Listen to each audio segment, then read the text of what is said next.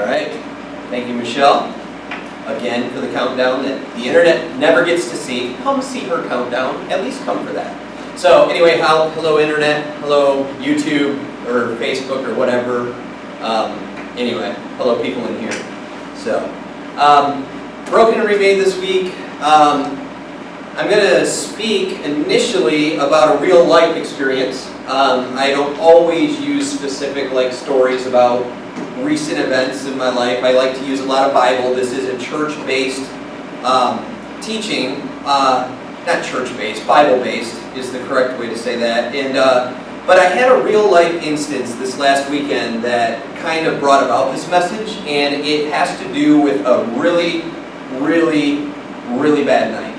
I don't have those all the time, but I still have them. Being broken and remade, I talk about my healing, I talk about how I've gotten better, but that doesn't necessarily mean I'm cured, all right? All of us as humans, as people, go through things in our lives that will affect us forever. You know, things might get better, things might, the past might be looked at now as something that led into a stronger future, but it's still there. And there's still pain, there's still mistakes, there's still regrets.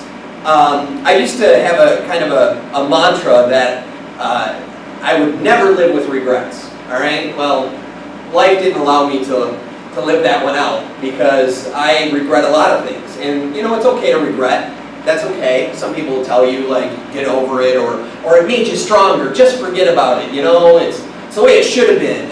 And that doesn't change the fact that you wish some things were different. You wish you did some things better before. You wish you didn't make as many mistakes. And I still struggle with anxiety and depression. And I had one of the worst nights this last Sunday. Sunday was Father's Day this last week. And Father's Day is always tough anyway for a divorced guy who sees his son maybe 70 days a year, maybe 80. I have to do the perfect math. When you really wish you were an everyday dad, you want to see your son 24/7, you always want to be with him, you don't want to be away from him. Over and over again, whenever Sunday comes around and it's a visitation day with Timothy, ever since he was born, it's hard to explain into words because it's like I have to watch him leave me over and over again. So it's almost like that day when the separation between my ex and I happened, and I watched him being carried outside the house, and she said goodbye. That moment for me, watching my son go away from me, out of my control. I can't reach him anymore. I don't know what's about to happen. My marriage is falling apart. I watch him get in the car, and I watch them drive away. I have to relive that every other week when I have him for the weekend, and so you add on to that Father's Day, right? This is the day to be with my son. It's dad, it's son, and again, I have to put him in the car and drive him back home to mom. And in a way, it really destroys me inside to know that Dad's house is home, but it's more of a visitation home. It's not like what he considers his home, and that hurts. That tears me up because he's my son. This should be his home. But I always say, all right, time to take you home, buddy. And to have to say that just tears me apart. So add to that on Sunday the fact that Michelle and I, for a number of years now, 5 years, have been struggling with infertility. Michelle does not have a child of her own. She's come into a family with a child. She's a wonderful stepmother. She's absolutely a mom to Timothy. But she and I have not had a baby together, and it's a battle. It hurts, and it's getting worse. As age is increasing, our odds are lowering, and our stress is raising.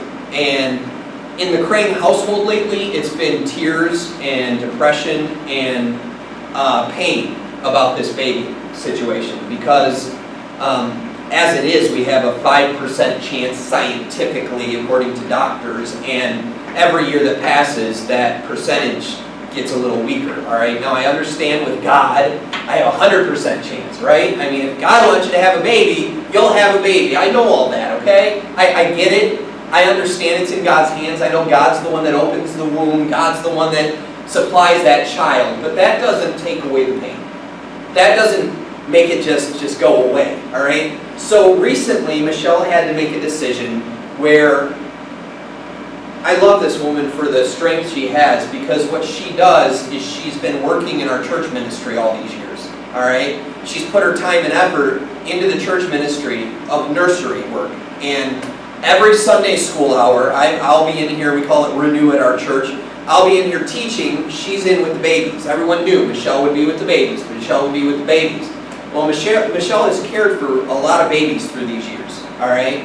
Other people's babies. And it's getting to be too much to have a baby in your arms when you know you may not have one, all right? And Michelle has gotten to the end of her rope on that, and she had to step away. We just know it's time. God's been working on this situation, and emotionally we can't handle that right now, okay? I want to be real with you and honest with you to see that we're real people in this ministry, okay? And Michelle and I, though we're strong, okay? Though we're trying to be up in front of you and give you strength, we need strength, okay? So your prayers are appreciated. Thank you. I know so many people out there pray for us, and we need it. But Sunday, these situations, Timothy, us not having a baby, came to a head. A lot of times as a couple, Michelle and I can be there for each other. When she has a down, I have an up. When she has a, I forgot which way I said it, but when it goes the other way, we're there for the other, okay? Let me just tell you, this was one of the first times in our 5 years that we both hit rock bottom at exactly the same moment. And it was terrible. It was time to take Timothy home, and Timothy asked if he could, and this tears me up, okay? He loves music. He does like DJ music and stuff. He likes to make trap music and dubstep music. He's a really cool kid. I love this kid. And we've got him a bunch of cool little equipment. I've got him a little MIDI keyboard with drum pads. He's got a launch pad that has a bunch of drum pads on it and different triggers for the software I've got him. And he's got now this new thing he purchased. His grandpa helped him by giving him a $100 gift certificate to Amazon, and we got him, it's an actual, it's got 2 turntable little things on it and all these buttons, and he's been taking music and scratching and doing it's so awesome. He's so cool. Love my kid. He's so fantastic. Well, he's been struggling with grades and not turning stuff in. I think last we calculated it was around 58, 59 E's, zeros through the year. Kid still made the honor roll somehow. I think school standards have maybe dropped a little bit since I was a kid. So he still pulled off an honor roll with 59 E's throughout the year. Okay. Well, one of the punishments is you can't take your equipment with you to mom's house. All right? It's stuck here. You can't take it. Well, now it's summer. I'm off school, Dad. Can I take my stuff home? I'm about to say yes. I went, Michelle goes, no, you cannot. And I went, and inside of me, I was in a situation, because I was like, I now can't say, don't listen to her. Go ahead and take it. Dad says you can, because I don't want Michelle to be the bad guy, the bad girl in this situation, right? I was like, what do I do? I don't, all of a sudden I look over at my son, and this is what I see in the chair next to me. Ripped my heart wide open, threw me into the deepest, darkest place I've been in a while. I watched my son crying, and I was angry at Michelle. I was so bitterly angry at that moment. And at the same time, once we took Tim home and came back home, it was time to talk about it. She starts crying about the baby situation. Watching Timothy go home to mom, she's crying about the baby situation. I'm mad. I'm like, you couldn't just let him take his equipment home? This poor kid doesn't see us hardly at all, and blah, blah. We start fighting viciously because I'm triggered, I'm angry, I'm depressed, I'm upset, I'm just a mess. She starts bawling.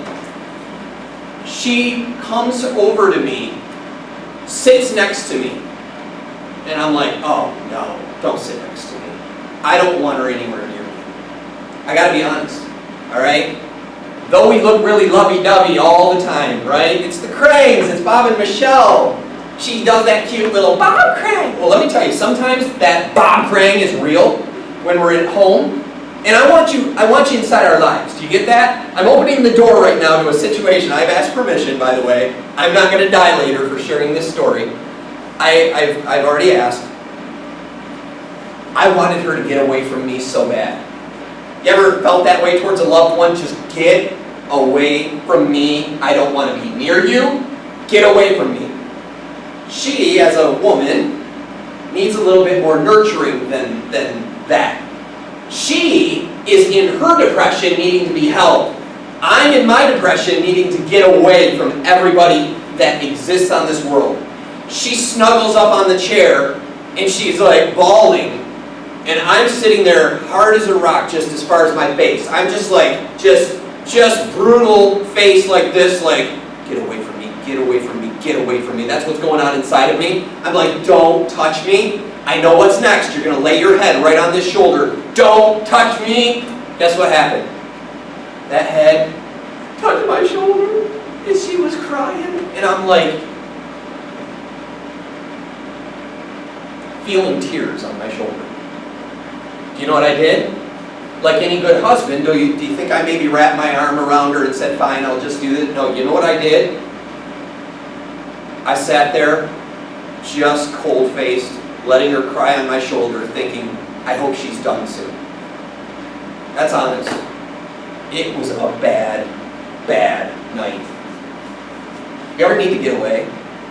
You ever feel not supported by your significant other or another person, whether it's a friend or acquaintance? Have you lost friends because they just couldn't be there for you at the right times, and it seemed like you'd reach out, no one was there to help, like you're just calling out, you need somebody, you call maybe a friend who's always there and supportive, but they don't have time for you.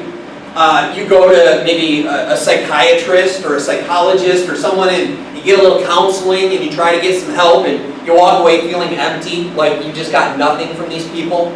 You go to maybe talk to someone that's been there, done that, and they give you just nothing you needed, and you walk away feeling absolutely empty dealing with other people. So have I. You know, even husbands and wives can't always give what the other needs. Boyfriends and girlfriends can't always give what the other needs. Because we're people. We're sinners, we have failures in our lives, we have pains, we have needs to be nurtured and helped. And sometimes we, because of our sinful need to be self-satisfying, don't get what we need from other people. And people can't always give it. And that's what I want to start out by saying. This ministry, okay, this class, is not about coming to get help from Bob and Michelle. I can't fix it. I can't help. I can't take your problems out of your life. Okay, I can't. I have no ability to do that. I can make you feel a little better. I can kind of talk about my struggle and make you feel like, this guy gets it. He knows what I'm feeling. I can empathize, I can sympathize. Those are two things humans can do for each other. But do you know what we can't do? Just fix it. We can't. And as you continue to look for programs and doctors and pills and beverages and sex partners and different ways of dealing with pain and struggle, you're going to find over and over again, it might help for a moment, but overall, did it fix everything? We need the next new thing to help us. We need the next feel-good moment to help us, because as humans, to get any kind of emotional healing, it's temporary. It's why even in psychology, you get on the right drug, and everything's going great, and all of a sudden, boom, you're hitting rock bottom again, and the doctor's like, time for an adjustment, we just got to make some tweaks here, you'll be all right again. Nothing works consistently. You can't just go to a psychologist and get your prescription and him say, here you go, you'll be good for the next 20 years. It's a maintenance thing, back and forth. You got to continue. Counseling. going to even a pastor of a church or a friend, you have to continue to go back to them. Don't you have to call all the time? I mean, it's not one phone call and the friend's like, this is what you do, everything will be great, goodbye, and you don't have to call them for another 10 years. You got to call almost every day. Oh, it's them again. You ever look at someone calling on your phone with caller ID now and you know they need to like talk to you about something, but you're not emotionally ready? Because you're like, I can't. I got to just let it go. This ministry can't help fix you forever. I can't do it. I'm not fixed forever until the day comes when God's promises are fulfilled in the sense that I am with Him forever, face to face with God, and He promises to fix everything in my life by, you know what He's going to do? Give me a new body. Like a body that doesn't struggle with sin, doesn't struggle with fleshly issues, doesn't struggle with mistakes. That's going to be awesome. I love that promise. And that's a promise I look forward to. But in the meantime, as a bunch of humans trying to help other humans, could we just make one thing clear? We're all broken people helping broken people. That's it. I'm no better than you. No pastor, preacher, or teacher is any better than you. They're struggling too. And we're all in it together. But the job of this for me is to show you the healing I've got by going to God and understanding the place of people versus the place of God. Sometimes we have to get away and be alone with God. Straight up have to be alone with Him. Alone. Depart from everything else. And we're going to go through some verses here and give the ultimate example of this. Jesus Christ. You ever hear of that guy? Kind of the foundation of Christianity. Like, kind of the main theme of the Bible. This is God who decided that He was going to be like no other man-made God before, okay? Here's what He did. He said, I'm going to live as one of those people I created. God put on flesh, was born as a baby, grew up so He could be in this world, but He is God and He is man, all right? So He was able to live on this earth and feel our struggles and know what we're going through and empathize and sympathize with us. But He was sinless because He had the God thing going on. We don't have that. So we're going to fail. We're going to make mistakes. Everyone is going to. No matter what kind of shirt and tie I put on, if I have a robe with like a little white collar, or I have the right little outfit on, or the right title on my name, the Reverend Minister, Great Apostle, Prophet Bob Crank, I can call myself anything I want to call me. You know what? I just wish we all called ourselves like Human Bob Crank, because that's all I am. I'm a human that has, by the grace of God, been allowed to learn some things about God, to be alone with Him and got to know Him well enough to know how to step aside and often let Him work through me, despite who I am, despite my messes. All right? But the thing I love about Jesus, if you think about Jesus' ministry and who He worked with. Now, in Broken and Remade here, all right, internet, you can't see this. There's not a lot of people in this room. This is not a full church house. It's not 1,000 members in all the pews. I'm not standing before you on a big platform and here to teach the masses. All right? I'm not that. We have a very small room with a very small spattering of people, very important people, by the way, that mean a lot to me. You'll eventually mean a lot to me because I'll get to know you better. Visitor. So,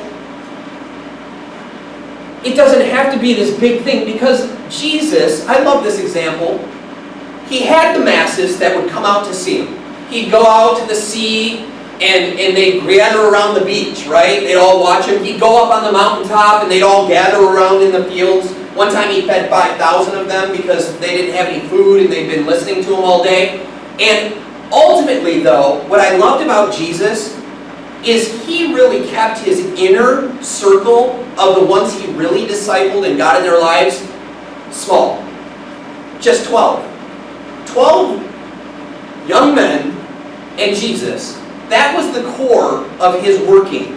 When He got down to it and really got into lives to help change them, He showed us an example of the fact that sometimes we think we got to have this big, massive crowd, and I've got to change the world. But Jesus Christ Himself had a small group of 12 people he would get away from the crowds with. And we need small gatherings of people. You have a close inner working group of friends. You have certain people in your lives that are really tight with you. You know that? Even as a church member, some of us are Riverdale Baptist Church members. When you're sitting in this church, isn't it true that you know a very, very small percentage of the church membership personally? Like, you know of them, you know who they are, but you really don't. Like, I mean, if I got thrown into a room with like a group of people, I'd be like, hey, we go to church together, and that's about all I know about them. But I now am developing little inner cliques where I have people that mean the world to me.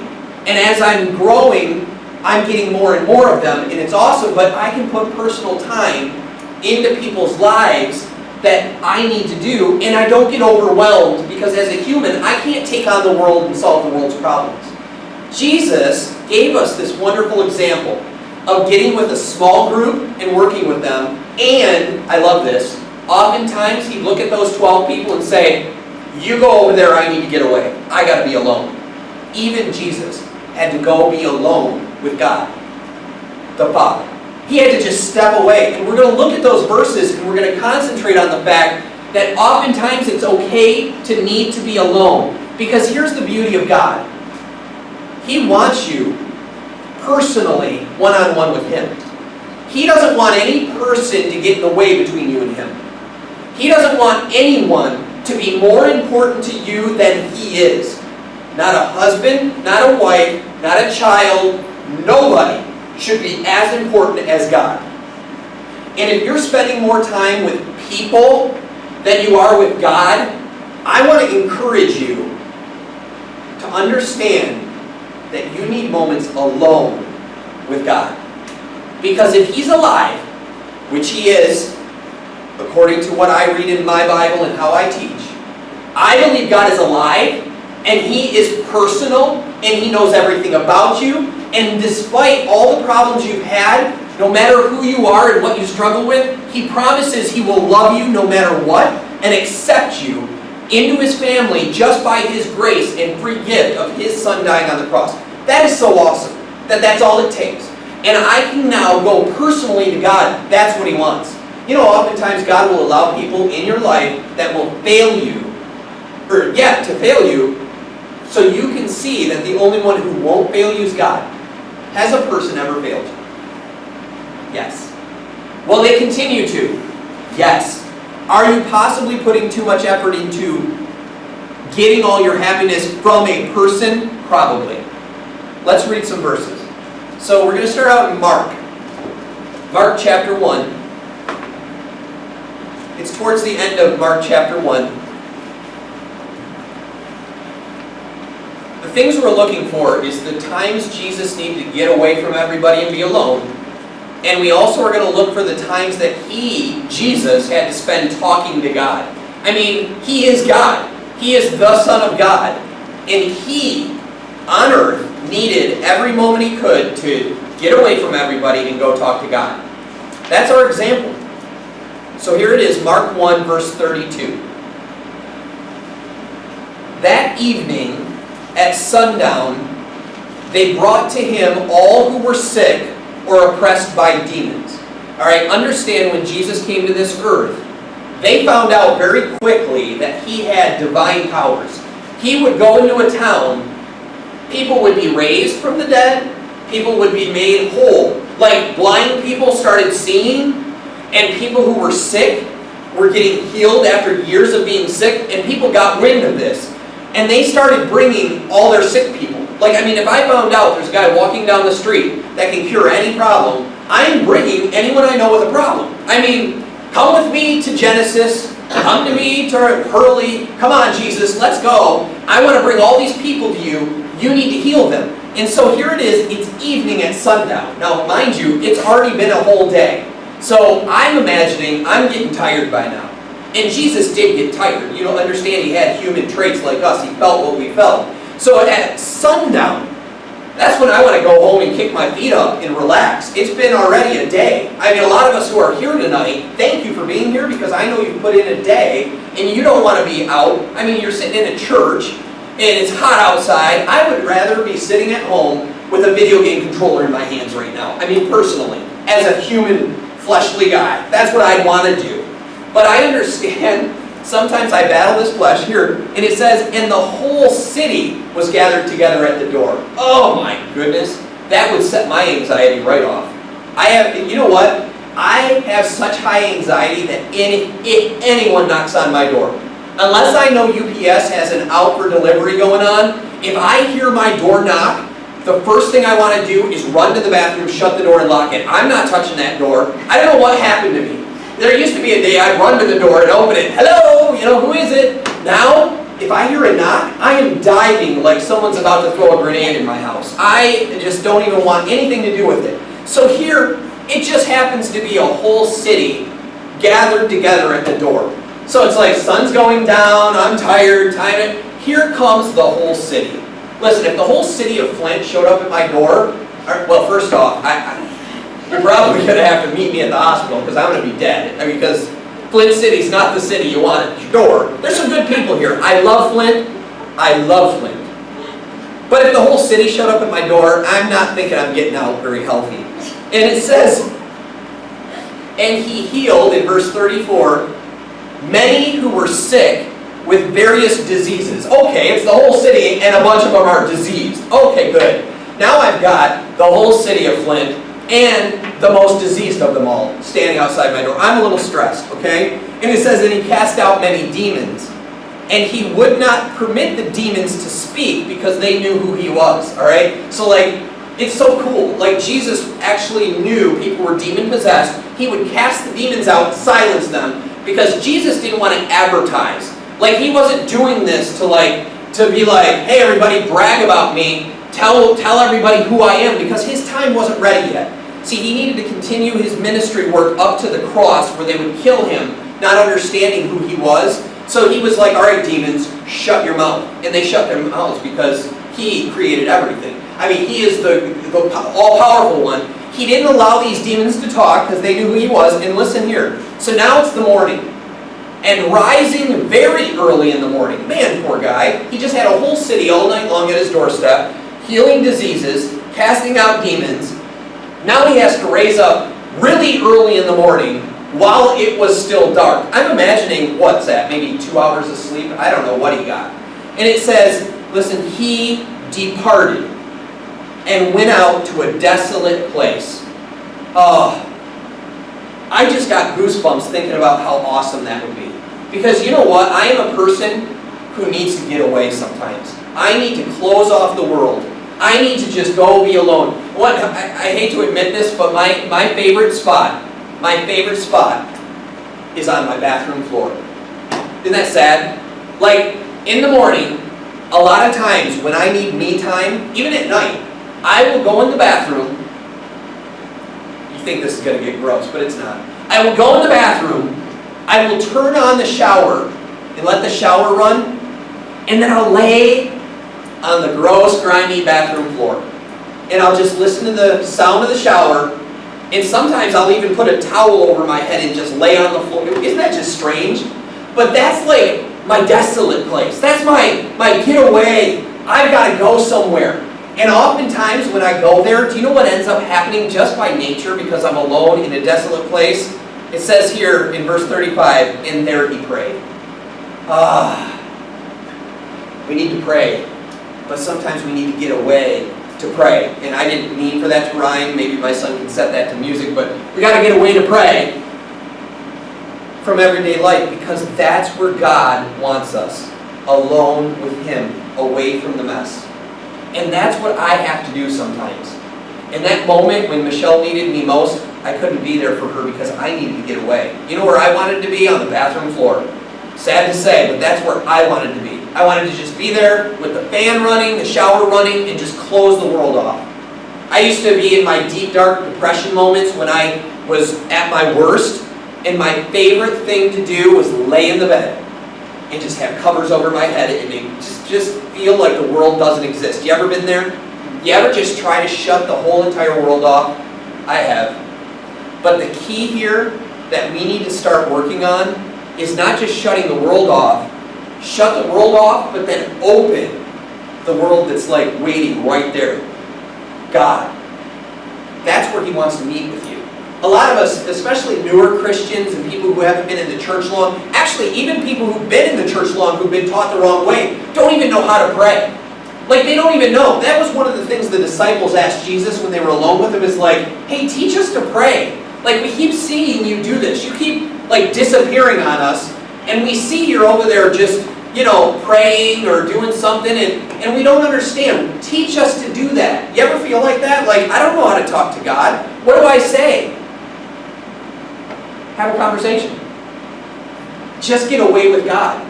Just be alone with him. There's no perfect prayer. I can't give you the right words. I can't do that. Some churches try to do that. They give you the book and say, okay, memorize these prayers. That's a bunch of vain garbage. Because it doesn't take repeating the same words over and over and over and over and over. Talk to God. He's there to listen. He's there to hear you. Get away and talk to God. He will be there, and you will be amazed the feeling you have when you know you're alone, away from everything else, and with God. Now listen, we're going to go to Matthew. Back a ways, Mark, back one book. Matthew 14.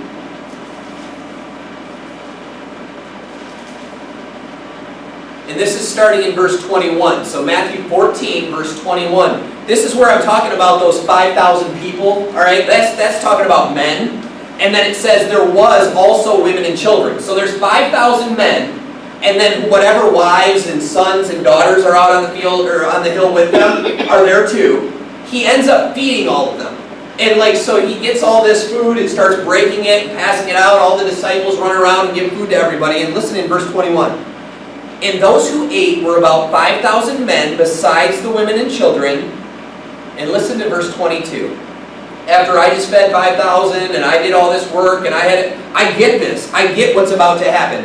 He immediately, I love that word there, immediately he made the disciples get into the boat and go before him to the other side. He's like, listen, fellas, I love you guys. Go. You guys go ahead. I need to hang back. You ever feel like that? You ever say, listen, I'll join you again, but right now I need to get away. You go ahead, but I need to stay back. And then you get the friends no, I'll stay back with you. No, listen to me. Go. Leave me alone. I love that. And so, while he dismissed the crowd, so he's like, all right, everybody, we're done here. Go on. Go. So he says to his 12, go on the boat. He says to the crowd, get away. And then it says here, and after he had dismissed the crowds, he went up on the mountain by himself to pray. You need these moments. You've got to get away and have alone time. You have to, for your health. It says when evening came, now listen to that. He has everyone go away, and then evening comes, so he's there a long time. And it says he was there alone. You need alone time. You need it.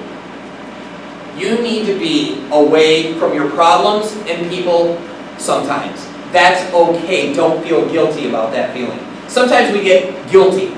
Sometimes we think, well, I got my responsibilities. I've got my children. you know what? Find somebody to watch your children. Find somebody to take care of things for you and get away if you need it. Because God himself, Jesus, needed those moments. So now in Luke 6, Matthew, Mark, and then Luke. So I jumped backward, now I'm jumping forward. Luke 6. We're going to hang in Luke for a few sections here. It says, Luke 6, verse 12,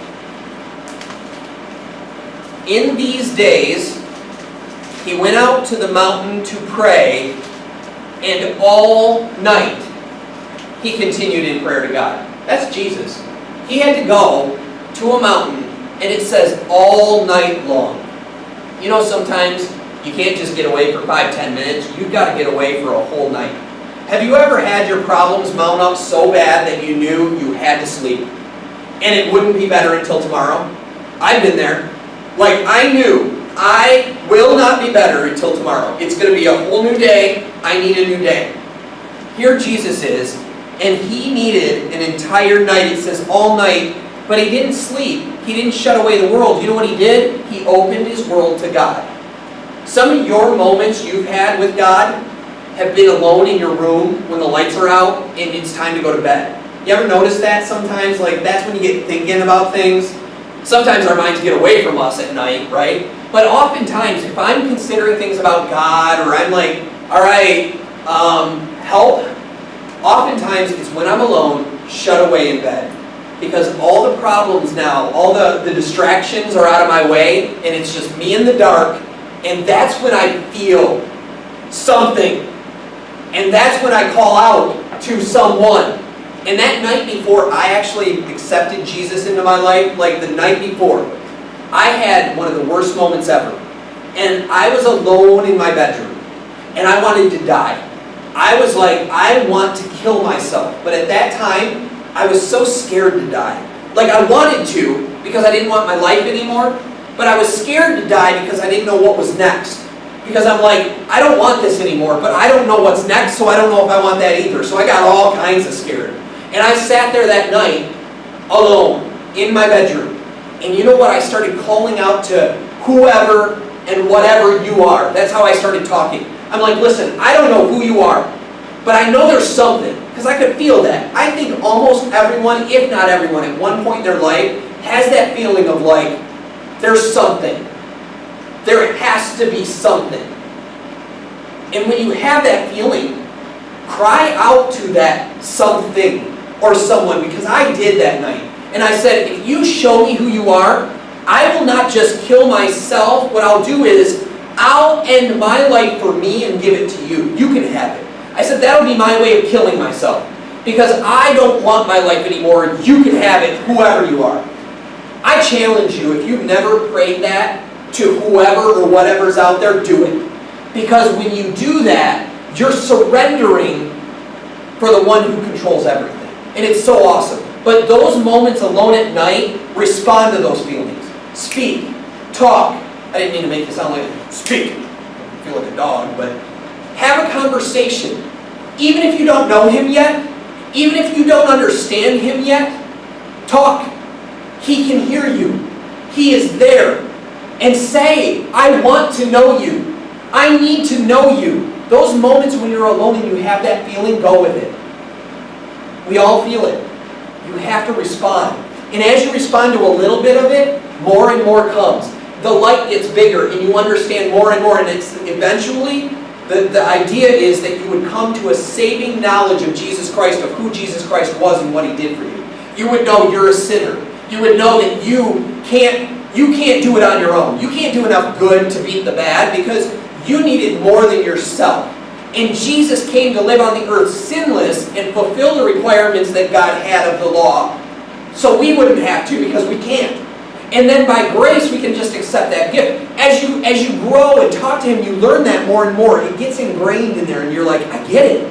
Like, I knew about the cross, I knew about Jesus dying, but there was a moment in my life where all of a sudden, the day after that night I told you about, I went and talked to a guy at work. I'm like, this born again saved thing, what are you talking about? And he explained it to me, and when he did, it was like, heard the same story for 20 years, and all of a sudden I'm like, oh, I get it now. And it opened the world to me. Pray, talk to God, alone. And then, we're going to go to Luke 22. Luke 22.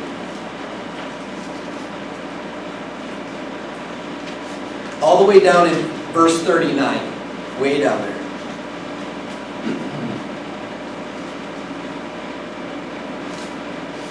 I like this section. Verse 39 says, and he came out and went, as was his custom. Now, as was his custom means he does this all the time, right? So this is something he had a pattern of doing. So, as was his custom, he went to the Mount of Olives. We hear a lot of stories in the Bible of Jesus going up to the Mount of Olives. Matthew chapter 5 is one of the greatest places, where he does the Sermon on the Mount. And he breaks down the law in such an awesome way. Like Matthew 5 is one of the greatest sermons Jesus ever spoke. It's on the Mount of Olives. So here we are in Luke 22. His custom was to go to the Mount of Olives, and the disciples followed him. So here comes the boys, following Jesus. And it says, and when he came to the place, he said to them, all right, so here's what he says to the fellas, Pray that you may not enter into temptation. He's like, guys, listen, you've got to talk to God about your problems. Like, you've got me here, I'm spending time with you, but you all need to talk to God. And you need to ask Him, please, don't let me get into trials and tribulations and temptations. Please, God. And that is something we really need in our lives, because you find in your life the pattern of failure. Giving in. You ever find yourself doing things you really know you shouldn't, and it comes back to bite you? And we don't want to do them, but there we are doing them. And that's our pattern.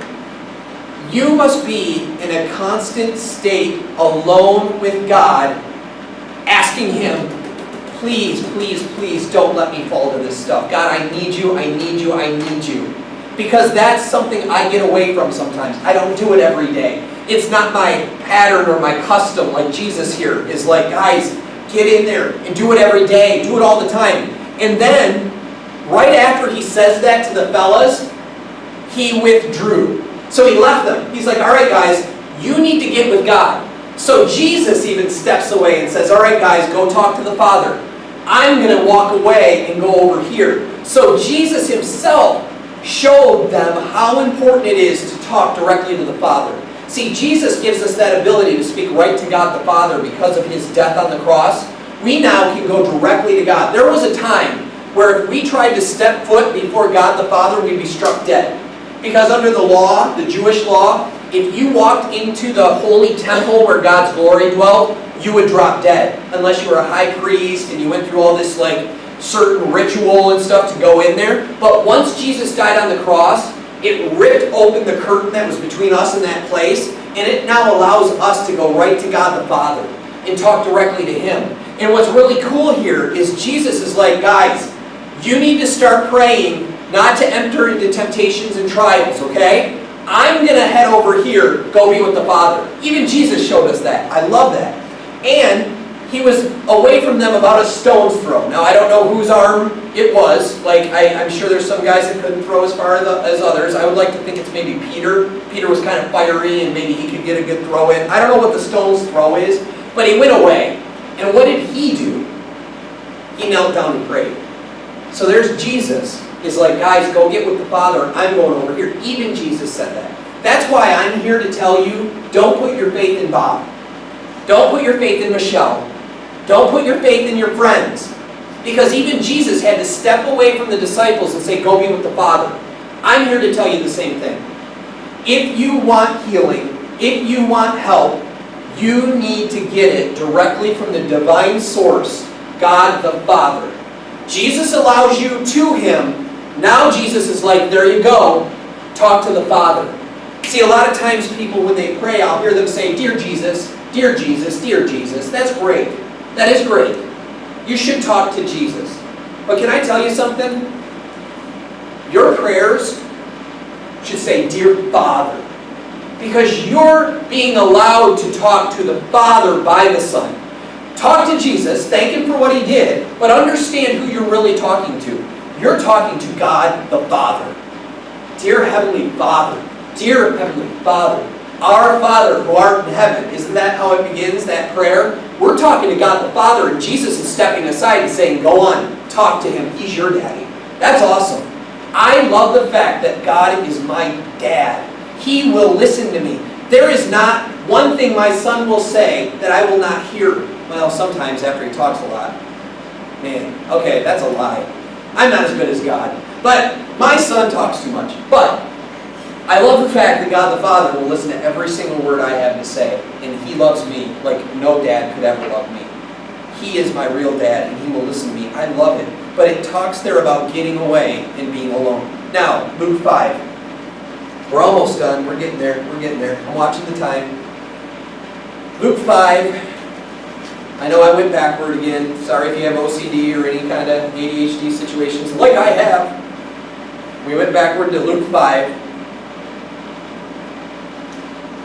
Once again, we're about to see that like Jesus' fame starts spreading again, and like all these people like get really excited to hear Him and see Him heal. And this is referencing back, I believe, to the same situation as Mark 1. It says here, But now, even more, the report about him went abroad. So more and more people are finding out about him, so more people are coming. And it says, and great crowds gathered to hear him and to be healed of their infirmities. But, so important to hear this, he would withdraw to desolate places and pray. There it is, again, an example again, in Luke, of great crowds would come to him. Am I not in Luke 5? What verse are you on? Oh, 15. Verse 15 through 16. This is why we have Michelle to bring me back in. So, Luke 5, 15 through 16. But now that we got there, let's go back to Matthew. Matthew 6. Love you, Michelle. Verses 5 through 8. This is my last section. And this point's very, very, very important. All of them are. But this one really stood out, and I want to teach this. Matthew 6, verses 5 through 8. I want to talk a little bit about hypocrites. You ever hear of them in the church? Hypocrites. People who say one thing and do another. People who act one way and actually they're really something else. You ever hear of those? Yeah. Are churches full of them? Yeah. Am I one oftentimes? Yeah. You know that? Because after I fight with Michelle and I have to go to church, like if I fight Sunday morning, do you think I don't walk in and say, how's it going, everybody? Things are good. You know, first thing I do when someone comes in and goes, how you doing today? I don't go, oh man, just had a verbal slugfest with Michelle this morning. Man, she's mad as can be. I do that sometimes. She gets mad when I do that. But you know what? A lot of times I put on the happy face, I put on the mask, and I can't help but have some bit of hypocrisy in me. Human. We all do that. We all put on the game face. Especially those of us that struggle with anxiety and depression. Put on the game face. You know how that works. And it says in verse 5, and when you pray. Alright, so this is about getting alone with God. This is about talking to the Father. So when you do this, alright, here's what he wants you to understand. This is Jesus talking. You must not be like the hypocrites. Okay, so what did the hypocrites do?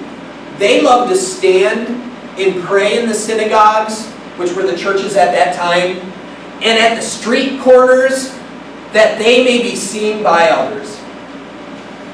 Getting alone with God means getting alone with God. That's it. You don't have to brag about it. You don't have to talk to me about it. You don't have to make sure everybody knows about it. Because too many times, we like to publicize our prayers. The Facebook world right now is notorious for this.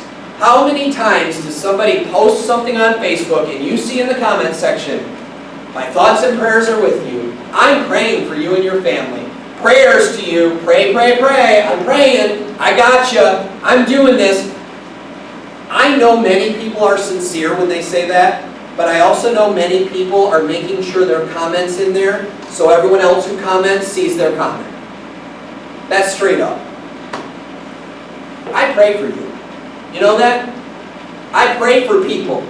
But I don't have to message you every time I do. Because you know what I'm doing? I'm trying to get you to like me more and understand. Look at how much I care about you. Sometimes you might not hear from me directly, but if I tell you I'm going to pray for you, I'm praying for you. But I'm doing it the way God wants me to. I'm shutting myself away and going between me and God because I believe God's got you. I don't want you to think, wow, Bob's got me. I love Bob's prayers. Bob's got me. No, listen, I'm talking to the God who's the only one who can get you. That's what I'm going to do. And I don't want to be like these hypocrites. They want to be seen. They want to advertise. And I'm sick of that. I sometimes don't like advertising out Broken and Remade, but I do for the fact that I want to be a ministry that's a go-between just to get you to see Jesus, to see God the Father and go to Him. If you just come and go, in this ministry all it does is get you pointed at God, who is your God, that's awesome. That's what I want. That's why I'm doing this. This is not Bob and Michelle time. And it says here, truly I say to you, they receive their reward. You know, they get celebrated on earth. Oh, they're a prayer warrior. Boy, I hope I never get categorized by somebody because they know, because I've bragged enough about it. They're a prayer warrior. Well, listen, that person gets their earthly reward. Great, good for you. People on earth think you're awesome. But it's more important that God the Father knows who you are and that you and Him are alone together. That's more important.